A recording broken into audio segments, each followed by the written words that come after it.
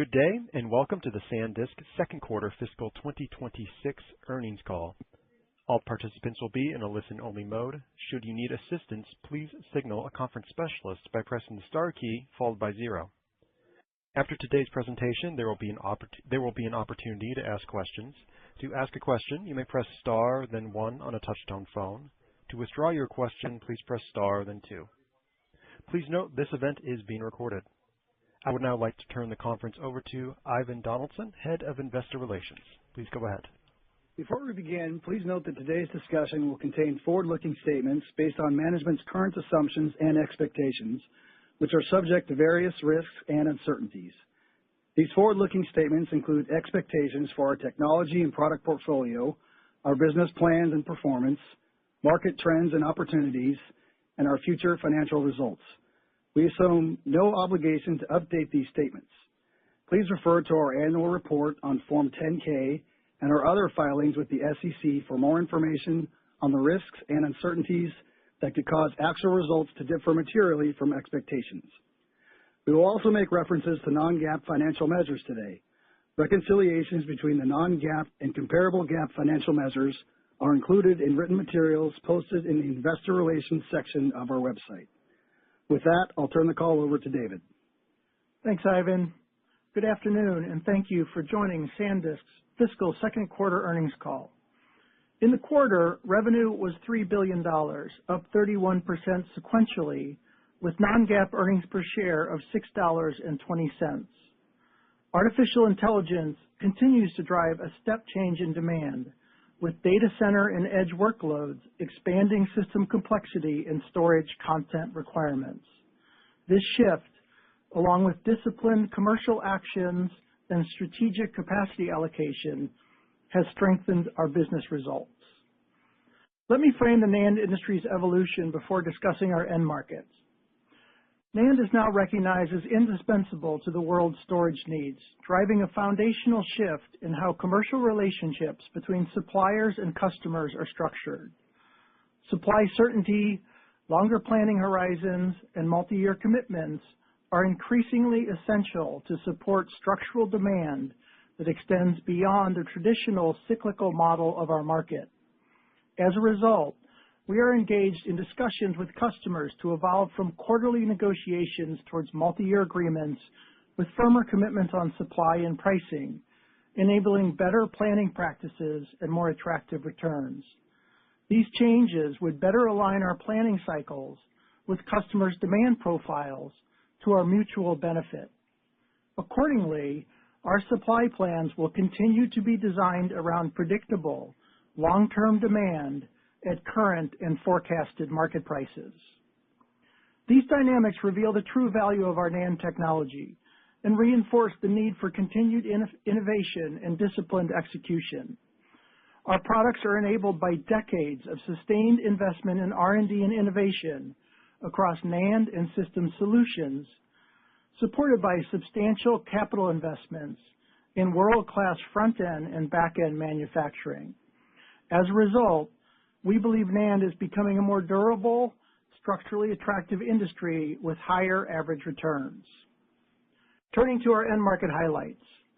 During the quarter, we continued to execute against our roadmap, advancing next-generation product innovations and qualifications across the business, with key customer programs progressing on schedule. In data center, we are at the center of a broad expansion in AI infrastructure. Enterprise SSD demand is accelerating across the ecosystem as AI workloads scale, with inference in particular driving a meaningful increase in NAND content per deployment. This momentum reflects deepening engagement with a wider range of customers building and deploying AI at scale, reshaping our data center business, which we expect to grow meaningfully in both the near and long term. We are seeing strong adoption across all types of AI infrastructure builders, including cloud hyperscalers, edge and enterprise data centers, OEMs, and system integrators deploying AI at scale. Our technology has become a critical enabler of these deployments, delivering the performance characteristics required for optimized AI infrastructure. The breadth of customer adoption across the AI ecosystem underscores the strength of our technology and the depth of our product portfolio. Within hyperscalers, we have completed qualification of our PCIe Gen 5 high-performance TLC drives at a second hyperscaler and are on track to complete qualification at additional hyperscalers over the coming quarters, with BiCS8 TLC solutions soon thereafter. This product is driving significant revenue growth across our data center portfolio, which was up 64% sequentially. Our BiCS8 QLC storage class product, codenamed Stargate, continues advancing through qualification with two major hyperscalers and is expected to begin shipping for revenue within the next several quarters, providing an additional tailwind for data center growth. In Edge, demand meaningfully exceeded supply as replacement cycles and AI adoption across PCs and mobile devices drove richer configurations and higher storage content per device. In this allocation environment, we are partnering with key Edge customers to prioritize their mission-critical needs and optimize product mix within our available supply, ensuring the best long-term returns across our portfolio. In consumer, mix shifted toward premium products and higher value configurations, supporting storage content, growth, and profitability.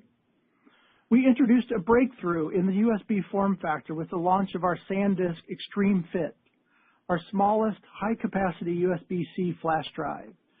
This breakthrough stay-put product gives our customers a seamless and affordable way to significantly expand storage on their PCs and smartphones. We expanded key licensing initiatives with global household names, Crayola and FIFA, bringing full circle the commitments underscored last February with the debut of colorful Sandisk Crayola USB-C flash drives and officially licensed FIFA World Cup 2026 products. This strong momentum continued through the holidays with demand driven by targeted gaming-led initiatives, including our Don't Delete Your Games campaign. At CES 2026, we introduced the Sandisk Optimus lineup, rebranding WD Black and WD Blue NVMe SSDs to sharpen brand architecture and reinforce performance leadership. Together, these actions reflect our continued focus on driving demand through brand, innovation, and disciplined go-to-market execution, reinforcing Sandisk's leadership across gaming, creator, and everyday consumer segments. These wins across our end markets reflect the agility of our operations and the resilience of our broad portfolio. Looking ahead, we continue to see customer demand well above supply beyond calendar year 2026, which requires careful allocation planning and alignment with our customers. We remain focused on disciplined execution through the BiCS8 transition, supporting average long-term bit growth in the mid to high teens while maintaining our capital expenditure plan. We are working diligently to support customer demand while ensuring profitability supports the substantial R&D and capital investment required to deliver some of the world's most advanced semiconductor technologies. With that, I'll turn the call over to Luis to dive deeper into our financial performance and guidance. Thank you, David. Before diving into the financials, I will provide a brief market overview. We believe that the NAND market is going through structural evolution catalyzed by AI. The evolution is more pronounced in data center, where data growth is accelerating as the temperature of data is rising, token intensity is accelerating, and storage is a critical enabler for inference. As a result, NAND is an increasingly critical component of the AI infrastructure. Higher demand for NAND in data center impacts other markets, which are also growing as NAND flows to the most attractive markets. It is our view that this structural evolution is sustainable and should reduce cyclicality of our NAND business, creating higher average long-term margins and returns. In the December quarter, we experienced a clear and significant improvement in market conditions across end markets, which led to higher pricing. During the quarter, we made strategic allocation decisions as demand for our products continues to exceed supply. The framework we use to allocate bids is to maximize value creation. We prioritize supply for our strategic customers, those who recognize the value we can create together. These are the customers with whom we intend to build valuable partnerships, thus establishing sustainable multi-year business practices with high predictability of demand, returns, and capital deployment. Given the strength of the market, we were unable to fulfill demand for our customers this quarter. We're evolving how we define strategic engagement, prioritizing customers with multi-year supply frameworks and shared planning commitments over transactional short-term demand signals. We continue to be prudent and are not changing our capital spending plans, which support mid to high teens bid growth through the Big Say transition. Our investment posture remains focused on serving attractive, sustained demand at healthy profitability levels. Any material increase in capital deployment would require high confidence that demand at attractive pricing levels is durable over a several-year horizon with financial commitments. In the current environment, we're committed to supplying our three end markets as we believe that diversification maximizes value creation.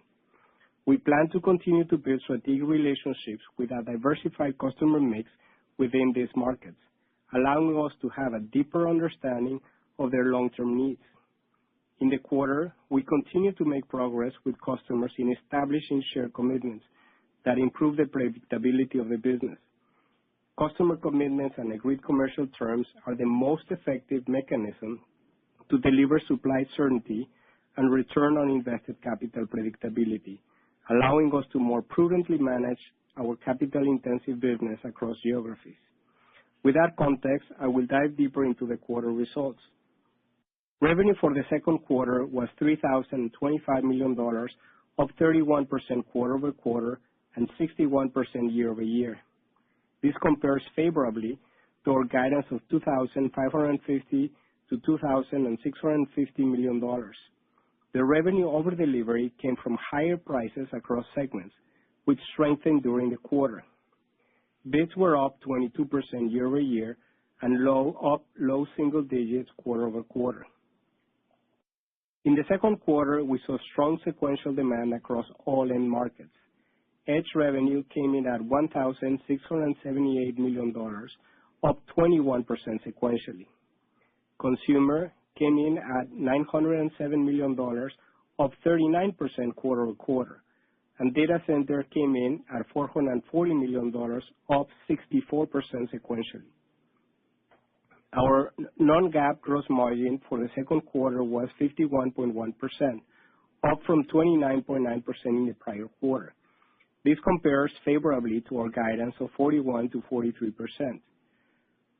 The gross margin over delivery came from higher pricing. Unit cost reductions came in as expected, reinforcing margin improvements. In the second quarter, we incurred $24 million in startup costs. Excluding this cost, non-GAAP gross margin would have been 51.9%. Non-GAAP operating expenses for the second quarter were $413 million and represent 13.7% of revenue. This compares favorably to our guidance range of $450 to $475 million, reflecting a non-recurring benefit from changing how we manage new product introductions. As a result, non-GAAP operating margins at 37.5% are up from 10.6% in the prior quarter. Non-GAAP EPS for the second quarter was $6.20, up from $1.22 in the prior quarter. This compares favorably to our guidance range of $3 to $3.40. The non-GAAP EPS beat reflects higher than expected revenue and lower costs. Key GAAP to non-GAAP reconciliation items include $52 million in stock-based compensation net of taxes, which represents 1.7% of revenue, and $93 million related to certain legal matters. Moving on to the balance sheet. We closed the quarter with $1,539 million in cash and cash equivalents and $603 million in debt. During the quarter, we paid an additional $750 million of debt and closed the quarter with a net cash position of $936 million. Moving on to free cash flow. During the quarter, we generated $843 million in adjusted free cash flow, which represents a 27.9% free cash flow margin. This includes $1,019 million from operations, partially offset by $176 million from net cash capital spending. Our gross capital spending totaled $255 million and represent 8.4% of revenue. Earlier today, we announced that we have reached an agreement with Kioxia to extend the Yokkaichi joint venture through December 31st, 2034. With this extension, the Yokkaichi and Kitakami JVs will have the same expiration date. Building on more than 25 years of partnership, we believe that the JV reflects the scale of our operations and the significant mutual value created over time. The JV enables both companies to design and manufacture the highest performing, lowest cost NAND technology that powers the world's infrastructure. As part of this extension, Sandisk agreed to pay for the manufacturing services that Kioxia will provide, enabling continued availability of product supply, a total of $1,165 million. This amount will be paid between calendar years 2026 and calendar year 2029. The cost will flow through our cost of goods sold over the next 9 years. Moving on to guidance. For the third quarter, we expect revenue between $4.4 and $4.8 billion. We anticipate the market to be more undersupplied than it was in the second quarter. We expect bits to be down mid-single digits due to a lower than historical seasonality as we benefit from accelerating strength in data center. Our forecast for non-GAAP gross margin for the third quarter is between 65 and 67%. For the third quarter, we expect non-GAAP operating expenses between $450 and $470 million. We expect non-GAAP interest and other expenses between $25 and $30 million, and non-GAAP tax expenses between $325 and $375 million. We forecast non-GAAP EPS for the third quarter between $12 and $14, assuming 157 million fully diluted shares. With that, let me turn the call back to David. Thank you, Luis. In summary, we continue to successfully navigate these early stages of a far-reaching evolution in our business. In addition to its central role in technology we use every day, PCs, smartphone, tablets, the cloud, cars, gaming devices, robotics, and on, NAND is a critical technology enabling the development and proliferation of artificial intelligence. For the first time, data center is expected to become the largest market for NAND in 2026, driven by some of the world's largest and well-capitalized technology companies. Fueled by the performance our technology delivers, customers across all our end markets are increasingly seeking business practices built around shared commitments and agreed financially attractive terms aligned with our pre-existing supply plans. Our supply plans will remain aligned to such attractive, real, and sustainable long-term demand. With this backdrop, margins are expected to reset at a structurally higher level, delivering fair returns on the substantial innovation and investment required. Our technology and product portfolios intersect these changing market dynamics at the perfect moment, positioning us to manage a balanced portfolio and deliver industry-leading financial performance. With that, let's open up for questions. Thank you. We will now begin the question and answer session. To ask a question, you may press star, then one on your touch-tone phone. If you are using a speakerphone, please pick up your handset before pressing the keys. If at any time your question has been addressed and you would like to withdraw your question, please press star, then two. The first question will come from Mark Newman with Bernstein. Please go ahead. Hi, thanks very much, and congratulations on fantastic numbers today. Really, really great numbers, especially the third quarter guidance. So clearly what's happening is that prices are rebounding extremely at unprecedented rates. I guess my question is going to Dave's comments at the beginning. How how are you thinking about long-term agreements? What, obviously there's pros and cons to long-term agreements because long-term agreements lock in the prices.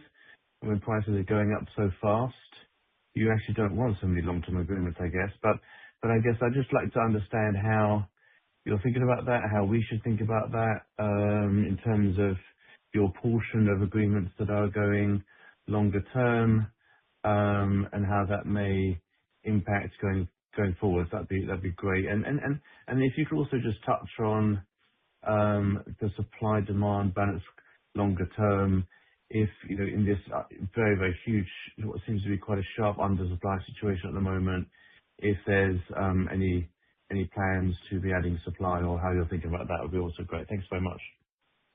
Thanks, Mark. Appreciate the comments.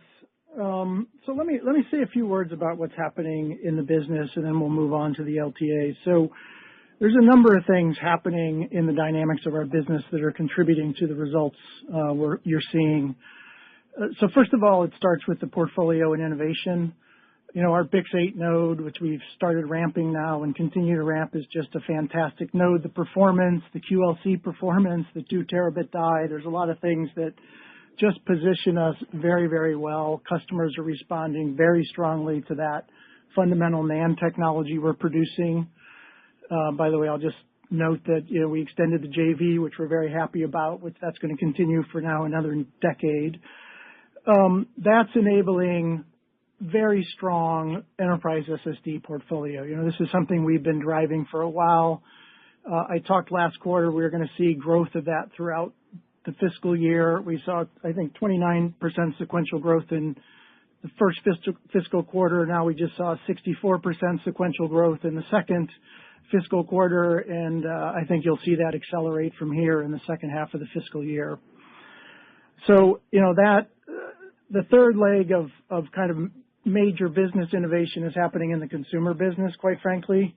A lot of new product introduction. This Extreme Fit product that we announced this year is really a breakthrough product. It allows our customers to very seamlessly and affordably increase storage capacity of their devices. It's kind of it's a bit of innovation in the USB space. You wouldn't think that would happen anymore, but it's not a removable product. It's designed just to plug in and stay. You see the agreements we're doing with people like FIFA, which could be the biggest event of this entire year. We have great branded products there. We look at our consumer business, we saw 50% year-over-year growth in the consumer business, so really strong performance there. This, improving portfolio, innovation-driven excellence in the product is allowing us to just have a better portfolio mix. And if we look back over the last several quarters, we're literally able to trade out the lowest margin business for now the highest margin business, and that provides a significant tailwind to the business as well. And then on top of all of that, you've got the supply-demand dynamics, which are pushing the entire market forward. So it's really a combination of all of these that's driving the business forward. It's not simply just pricing, although, obviously it's great to be in a strong pricing environment. Moving on to LTAs. I'll talk a little bit about this, and I know Luis will have some great comments about this as well. So, as we reach points where, we believe we're getting a more fair return for our technology, and customers, quite frankly, are looking for more supply assurance. I think one thing to note on the market right now, this is a completely demand-driven, phenomena, what's going on in the market. We've been very transparent for well over a year what our supply plans are. We're investing heavily in this market. We're investing hundreds of millions of dollars of R&D to push the roadmap forward. We're investing billions of dollars of CapEx, and we've been very clear we're going to drive, mid-teens to high teens bit growth on a sustained basis, which we think is a great market. And what's happening is we're just not getting enough visibility into what the demand really is. If we look at data center, and we've had 3 forecast cycles now. Last quarter we went from mid-20s to mid-40s% growth in that market. Now we're looking at high 60% exabyte growth in that market for 26. I think our customers realize this. especially in the data center market. Their numbers are big, what they're going to need in 26, 27, 28. We're even talking some of them about 29 and 30. They're doing their own planning. The amount of exabytes they're going to need are substantial. And so the long-term agreements are about coming up with a model where we can get confidence in supplying that level of demand, on a sustained basis. For us, it's not about what demand is next quarter or the quarter after that. There's not much we can do about that given the dynamics of our business. But we want to get the long-term growth rate aligned behind where the long-term sustained demand is, to your point, at attractive financials. So let me turn it over to Luis with that. Yeah, David covered most of it. What I would say, Mark, is we're seeing customers across end markets reach out to us and across geographies. So this is not just a few. We're really seeing a broad base, which is it's very interesting for us. And we're making significant progress. So we're making significant progress with several of our customers who really want us to prioritize or assure supply, to David's point, that they see that as a critical enabler for their business, and that's what they're looking for. Now, to your point, we're being very thoughtful on how do we define a few metrics. One is the length of the agreement, the price at which we will transact, the quantities, how much of our business we want to put in there, and any prepayment component of that. So we're being super thoughtful, and this should be value accretive and not the opposite. Great. Thanks very much. And any quick comments on how you're thinking about supply demand longer term and any flexibility to add supply? Yeah, Mark, we've got our supply plans. We've been very clear on what our CapEx plans are, what our bit growth plans are. That's what they are. It's about meeting our customers at that supply level and understanding how we allocate that. And then as we said, it's about, all of us picking up our head and looking a little further out on the horizon as to what demand is really going to be in this market and what sustained demand is going to be. And, we just really need to get out of this idea that this is a transactional market where we only get a strong signal a quarter at a time. We get demand signals for our customers in all fairness on a yearly basis, but we really only transact that. We negotiate price every quarter, and that just makes it very, very difficult to increase any kind of spending because we just don't have visibility to the economics of it. And again, especially as the market transitions to data center, I think the data center customers are more willing. As Luis said, it's across all of them, but I think the data center customers, given their demand profiles and how big they're growing, quite frankly, are kind of a little more proactive in engaging in that conversation and really wanting to understand supply assurance several years out and how do we come up with what are the business practices we can put around that. And, that's as I said in the prepared remarks, that when I say we're early in this transition, that's where the early part is. I think the business practices are going to change, and I think that's all for the good. We got to get through those conversations over the next couple of quarters. Thanks very much. Congrats again, guys. Thanks, Mark. We appreciate it. The next question will come from Joe Moore with Morgan Stanley. Please go ahead. Great, thank you. At the Consumer Electronics Show, Jensen talked about this key value cache and gave some numbers in terms of, I think, terabytes per GPU. Seems like a pretty big market. Are you getting indications around that? Do you think we should take that as kind of straight math? Does everybody have different implementations and just the ramifications for what happens to data center NAND? Yeah, Joe, we're working through that right now. We're working through it with NVIDIA and kind of how they're thinking about it. And of course, then we'll work through it with our customers about how they're going to configure it in deployments. So it's still a bit early. I'll say a couple things about it. First of all, none of that demand is in the numbers we're talking about, demand numbers at this point. I think it's a perfect example about how we all need to collaborate a little bit more on what future demand is going to be. Secondly, our initial looks at it, when we look at, let's say, 27 demand, we think, that's roughly maybe 75 to 100 additional exabytes, and then a year after that, you can double that. So it is significant amount of demand, and I think it is, again, just another example of, NAND is just front and center in the AI architecture. That's very, very clear at this point, if it wasn't before. The AI architecture is changing, right? And that's not a surprise. Any kind of technology that's this profound and is being deployed at this much scale, we're going to continue to see innovation and evolution of the architecture. So we're going to stay very close to that. NAND's is just going to be a big part of that architecture. It's the most scalable semiconductor storage technology, or maybe the most scalable semiconductor technology at all. And so we're looking at those configurations.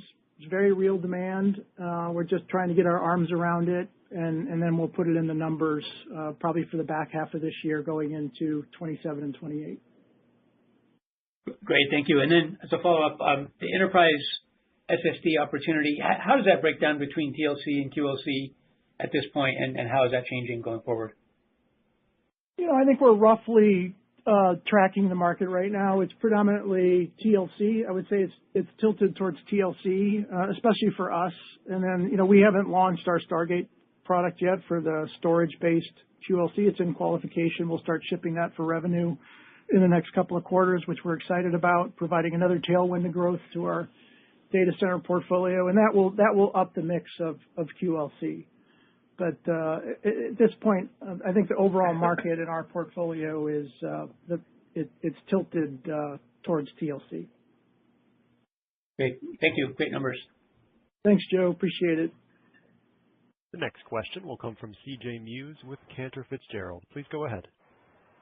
Yeah, good afternoon. Thanks for taking the question. I guess first question, is there a way to quantify incremental demand for NAND related to AI infrastructure build-out? I'm not including KV cache, but, we were mid to high teens before, and I'm curious now, based on your conversations with customers and the demand trends that you're seeing, where do you think the new demand growth CAGR is, looking out 26, 27, 28? I think the best proxy we have for that right now, CJ, is just what we're seeing in exabyte demand in the data center. As I said earlier, I mean, two cycles ago, we were looking at, call it mid-20s exabyte growth in 26 for data center. Last quarter, we were talking about, we upped that to mid-40s given the CapEx cycle that went on. We're now looking at high 60s exabyte growth in data center is our forecast.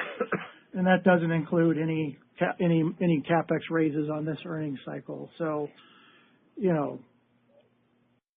significant increase just quarter over quarter in demand. And we think most of all that is driven by AI, obviously. Perfect. Thanks. And then I guess you paid down a considerable amount of debt in the quarter. You only have $600 million outstanding. Probably can pay that down this quarter. So curious, when you're in a completely, cash position, how should we think about, capital return, particularly around share repurchases over the coming quarters? Yeah, we feel very proud of the progress we've made reducing our debt. Remember, we started with $2 billion, and it's coming down very, very quickly, 600 this quarter, and we'll continue to take that down. CJ, our priority is to continue to invest in the business as we have been doing, and to build prudent cash reserves. This is a business where having cash on hand is helpful. We're not going to waste your cash, don't worry, but we're going to build prudent cash reserves, and we'll continue to reduce our debt.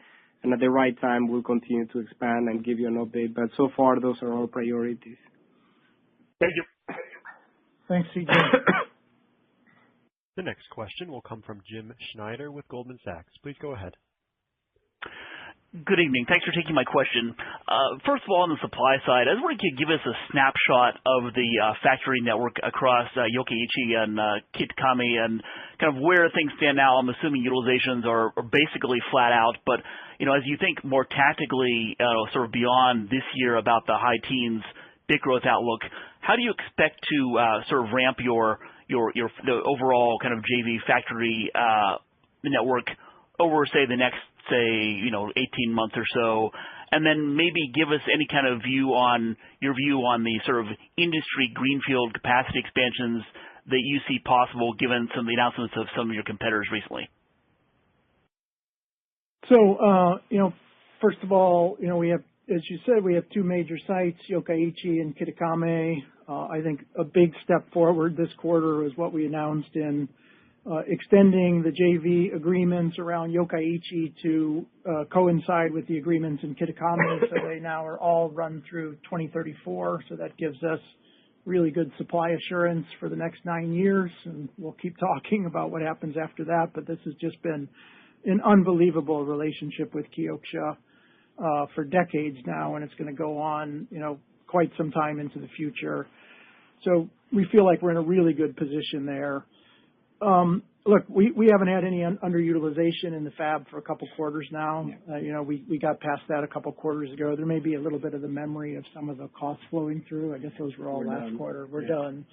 So they're running at full capacity. Kitakami is where we're expanding. We just opened the K2 fab, and so we have additional space there. I think we've just JV, led by Kioxia on this part of it, has just done really good capacity planning and has good plans about how we're able to now expand into the Kitakami site as needed over the next many years. So we feel really good about how we're positioned there. As far as the rest of the industry, it's, as it's a long lead time. We see some announcements recently. I would consider those kind of normal course. We're all constantly building clean room space. As I talked earlier, this is a market on the supply side where we've been very consistent. We're going to grow bits, in the mid to high teens rate. We're going to do that through innovation. We're going to do that through, that innovation is going to take additional clean room space. That's all in the plan. I would expect to see continued spending to meet that number, but we don't see anything that's out of the ordinary. And, I think as all of us know, if you want to start building a new fab, you're talking years before you have that up and running and have production coming out of it. So, just a little bit of how we see the market. And, final comment, all this is factored into our numbers when we talk about supply and demand. Thank you. And then maybe as a follow-up, could you maybe address, clearly you mentioned the qualification with another enterprise SSD hyperscaler customer. Exiting this calendar year, for example, how large do you expect your enterprise SSD exposure to be as a percentage of the total revenue? Thank you. Yeah, we're not going to put an exact number around that just yet, but I would say just stay tuned. I think we said this, our business is going to continue to grow in this market. We've seen 29% sequential growth followed by 64% sequential growth. Without getting into too much detail, I think you're going to see a substantial step up next quarter as well. So we feel really good about where the portfolio is. Like I said, the reception from customers, and not just hyperscalers, across the entire ecosystem of people that are building out AI infrastructure. The compute-focused TLC product we have in the market is really driving that growth right now. We're going to see our BiCS8 QLC product start shipping for revenue here in the next couple of quarters, which is going to be another tailwind for growth. And as we've talked about, the BiCS8 QLC performance has been extremely well received. So we continue to see very high interest in those products and work through the qualifications. And, we'll look forward to continued growth, and it'll be part of the balanced portfolio we always talk about of how we're going to allocate our supply into that part of the market. But, we're excited about where we're at and where we're headed. Thank you.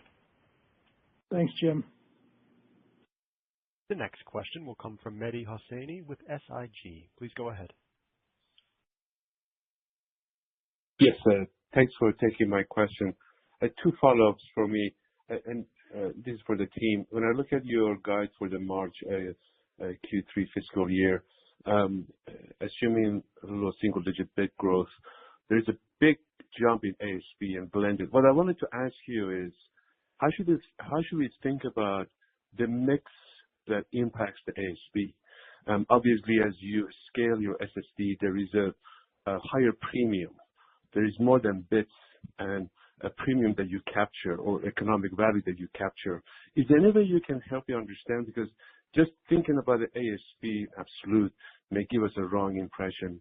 So any help you can provide would be great, and I'll have a follow-up. Yeah. So the mixed impacts that we have are less related to changes in our end markets and more related to the customers, right, and how we serve the market.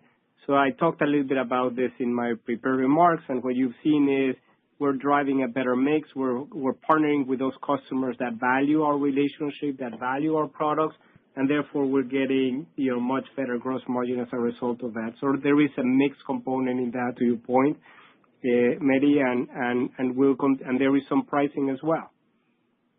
We believe that the market will. Go ahead, sorry. Oh, I was just going to say, just a quick follow-up. Is there any mix breakout you can offer us so that we're not so fixated with the raw NAND ASP trends? Yeah, we'll provide that to you when we report next quarter. I don't have anything to share with you at this point on the guide, Mehdi. Okay, great. And one question for David. Look, we're sitting here and there is increased shortage, is intensifying. You and your peers are involved in discussion for a multi-year contract. And as you highlighted, these projects take several years. Building a fab and putting equipment is a very long process. Why isn't there more urgency? Why aren't your customer's customer aren't willing to commit more? They're committing with investment throughout the AI supply chain, but when it comes to memory or NAND, I don't get a sense of urgency. And if it's going to wait till second half of this year, that means the shortage is going to intensify unless the SSD exabyte growth of 60% may be just a short-lived. How can I reconcile the two? I have lots of thoughts on that, Mehdi. I mean, first of all, I would argue that there actually is a fair amount of urgency and things are changing rather dramatically, rather quickly, right? I mean, you're talking about a market that's operated the way it's operated for, arguably decades. And, the way that market is operated is there's essentially been a quarterly auction for NAND that goes on that sets the price. And then we all talk about what the price was every quarter. And then, on the supply side, we've tried to get it right on how much we supply and often get it wrong. And when you get it wrong, the economics just completely crater. And so we're trying to navigate out of that world. There's a lot of reasons why we're navigating out of that world. There's a lot of technology reasons and all kinds of stuff we talked about in the past we could talk a lot about. But like the change behavior on something you've been doing for, a decade and just wake up and within a quarter decide to completely change the business practices of an industry is almost like really, really hard to do. So, but I do think it's happening. I do think that customers are starting to look, like I said, they're starting to look further down the horizon, especially on the data center. I don't think this can be underestimated, this idea that now data center is the largest market in NAND. I mean, this is a market that's been dominated by, or not dominated, but for the primary customers, the smartphones, PCs, what I talk about is, I kind of view that as what's traditionally been the commodity NAND market. I hate that term, but that's what people think about it. The data center is not that market. Like the data center is not a commodity NAND market. The data center is NAND is a highly strategic product that's part of a very sophisticated AI architecture. And I need extraordinarily high performance, and I need innovation, and I need, a specific enterprise SSD that fits my configuration. It's kind of way on the other side of, I just need the same product and I can plug in any one from, 5 different suppliers. That's not, so that market now becoming the primary market and especially the primary growth engine is really, I think, starting to challenge the business practices of the way the market has traditionally worked. Mm-hmm. And, again, I'm actually quite optimistic that this is happening pretty quickly. Now, we'll see how quickly. I mean, do we actually get to the point where we're announcing contracts? We're not quite there yet. We've got, some that are coming along. But, from my perspective, on a relative basis, it's going pretty quick. For a market this big, We're talking 150 billion maybe this year. For a market this big, this many players, this much business transacted every quarter, to see it change as fast as it's changing is pretty remarkable, actually. Got it. Thank you for the details. Sure thing. Thanks, Mehdi. Again, if you have a question, please press star and then one. Please limit yourself to one question. The next question will come from Wamsi Mohan with Bank of America. Please go ahead. Hi, it's Ruplu filling in for Wamsi. Can I ask Luis a question? This quarter, OpEx came in lower. You said you had a benefit from how you're managing NPI. Can you just elaborate on that, what that benefit was? And can you talk about capital allocation plans? How much are you expecting to spend on HPF and data center expansion, and as well as any capital return plans or M&A plans? Thank you. Yeah. So let me try to unpack the OpEx question because I thought somebody was going to ask. So we made a recurring change to how we sell our products, right? And basically, we're now moving into charging for our qualification units. So in the past, we used to record costs as they were incurred, right? They were period costs. And this is the non-recurring element, which is a gain of a one-time gain as we move from period cost into inventories as we're now selling these qualification units. Does that make sense? Yes, that's clear. Good. So we're going to get an ongoing saving as we charge our customers for these qualification units, and there is a one-time benefit as we do the transition and we go through inventory. On the capital allocation question, as I said earlier, our capital allocation strategy is unchanged. We will continue to invest in the business. We will build prudent cash reserves, which are very helpful for this business, particularly given still where we are. We believe we need to continue to build our cash reserves, and we'll continue to reduce our debt. So we've gone from $2 billion to $650 million, so we're making great progress, and we'll continue to make progress there. And we're fully funding the business. We're funding the business from a big SAFE transition. We're funding our OpEx, where we feel that we're properly funding the business itself. Are there any underutilization charges in the guide? No, not on the guide and not on actuals either. All right. Thank you so much. The next question will come from Vijay Rakesh with Mizuho. Please go ahead. Hi, David and Luis. Awesome quarter here. Just a phenomenal numbers.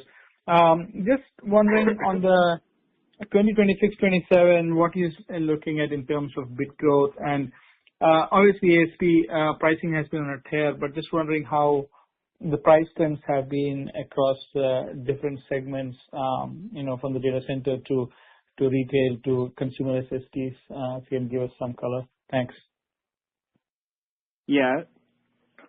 So the bits growth that we're seeing across 27, 28 is consistent with what we talked, at the very beginning of February. We're still talking about mid to high teens bits growth every single year.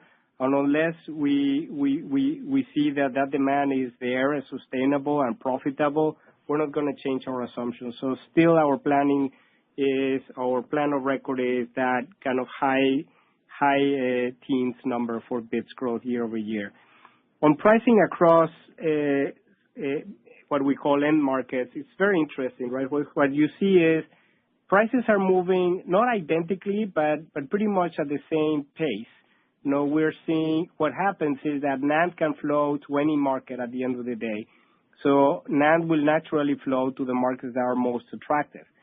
So when prices go up in data center, they do have an impact in other markets, to give you an example, right? So that's what we're seeing across markets. Prices go up pretty much across the board. The next question will come from Karl Ackerman with BNP Paribas. Please go ahead. Hi, thank you for taking my question, and congratulations for the very good quarter. Product roadmap, I think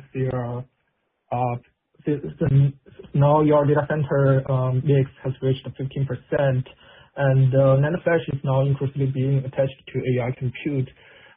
So I think it's creating new requirements for performance. So are you can you update with us your product roadmap to meet these new requirements? Like, I think there are high IOPS SSDs, and you have engagements with on the HBF. So, how those new products look like? Yeah, so I think this is a very good example of the amount of innovation that's going on and being driven out of data center, kind of what I was referring to before. So you're right. What we call the compute focus, the TLC high performance drive is what's been driving the portfolio at this point. As I said, we just saw 64% sequential growth, so we continue to see really strong pull for those high performance products. As I said, we feel like we're extremely well positioned as we start to migrate those to BiCS 8. But there's a whole bunch of new innovation going on, as you said. I think the innovation engine is alive and well across the whole industry, which is how are we going to satisfy the demands for the storage of AI?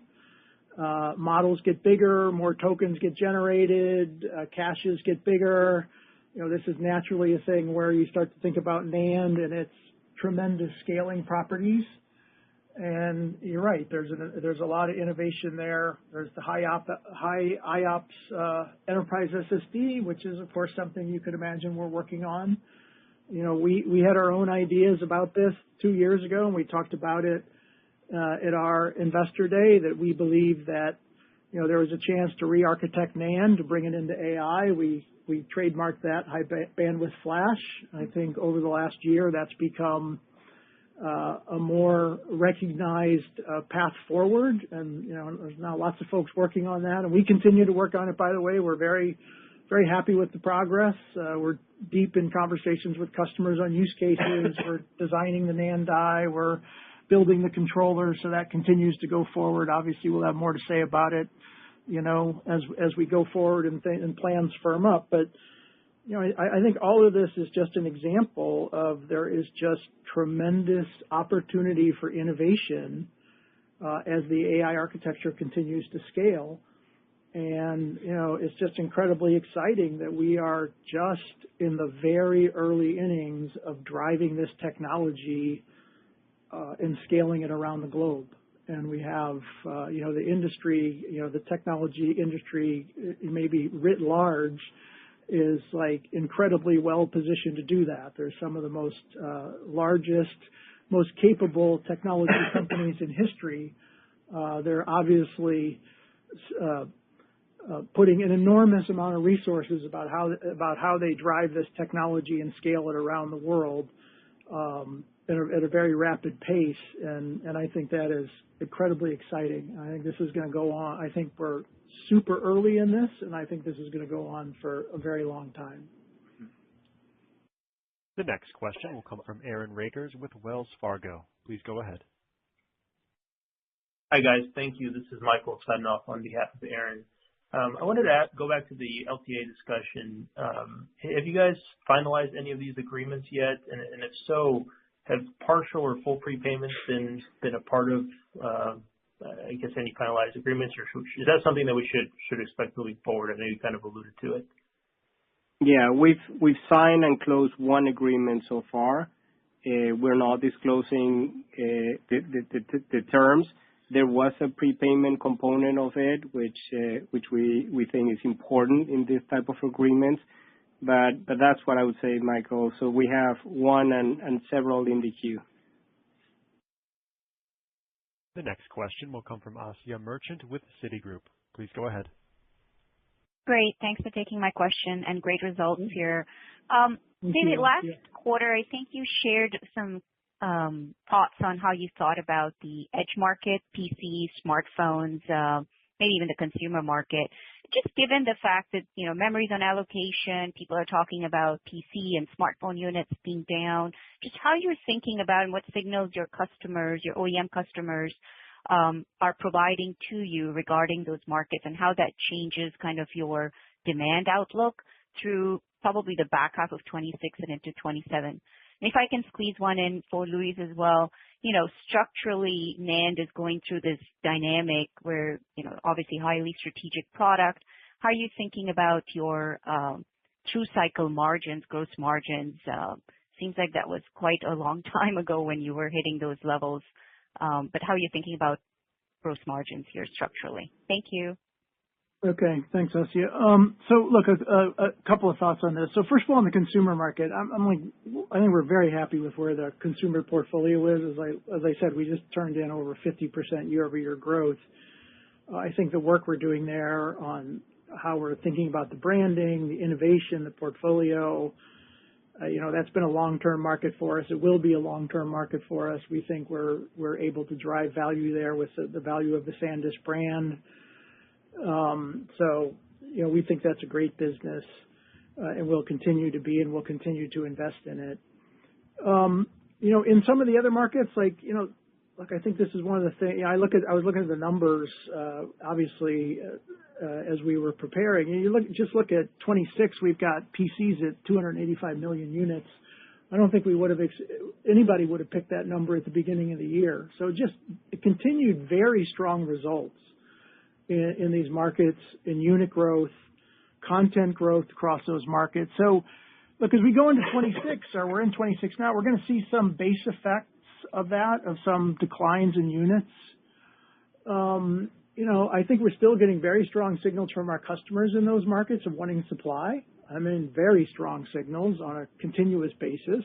And we're working with them as closely as we can. I think in this period of the market, it's extremely important to stay close to our customers, and we're doing that. But you're going to get some base effects there on units.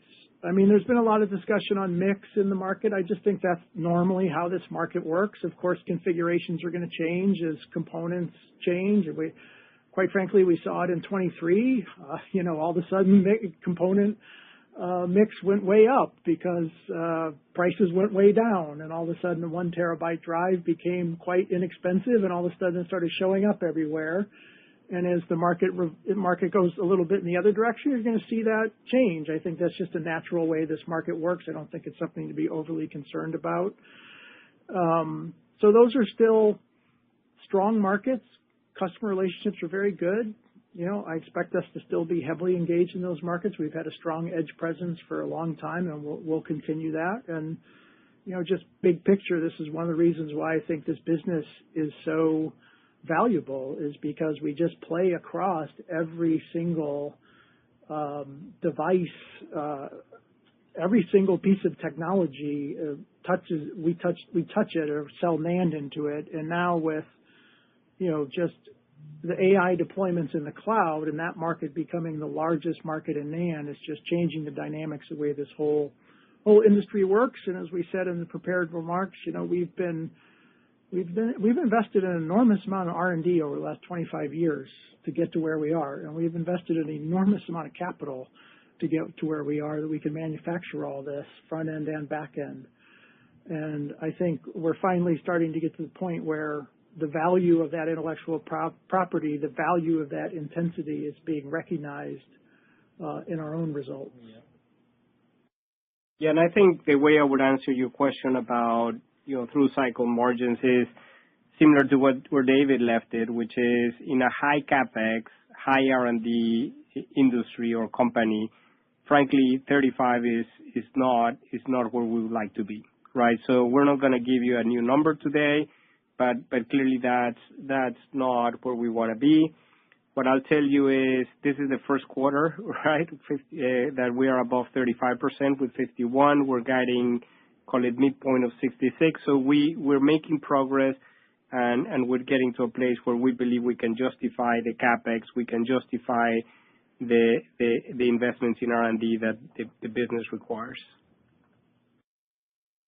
The next question will come from Tom O'Malley with Barclays. Please go ahead.